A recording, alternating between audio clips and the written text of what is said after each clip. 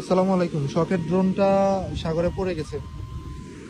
সাগরে হচ্ছে আমি উপর দিয়ে ফ্লাই করতেছি নর্মালি ফ্লাই করার পরে কোনো ইস্যু হয় নাই। কিন্তু যখন এই যে এটা হচ্ছে সুগন্ধা পয়েন্ট, হ্যাঁ এটা সুগন্ধা পয়েন্ট, এটা হচ্ছে আমার কন্ট্রোলারের লোকেশন। সুগন্ধা পয়েন্ট থেকে বরাবর একটু সামনে পড়ে গেছে ড্রোনটা। এখন আমি ফুটেজটা দেখাই। খুবই ইজিলি ফ্লাই করতেছিলাম, কোনো ইস্যু না। 10 সেকেন্ডের ফুটেজ দেখেন। আমি দেন হচ্ছে যে এই যে 5 সেকেন্ড যাওয়ার পরে আমি স্পোর্টস মোড করছিলাম, স্পোর্টস করে টান দিছি, ড্রোনটা হচ্ছে পড়ে গেছে, মানে ইএসসি ডিসকানেক্ট হয়ে পড়ে গেছে। এখন কেন পড়ছে এটা আমি বুঝলাম না আসলে। নর্মালি এতক্ষণ ফ্লাই করছি যে কিছু হয় নাই, ইএসসি জাস্ট স্পোর্টস করছি, হালকা সামনের দিকে পুশ করছি, ও হচ্ছে অটোমেটিকলি ডিসকানেক্ট হয়ে পড়ে গেছে।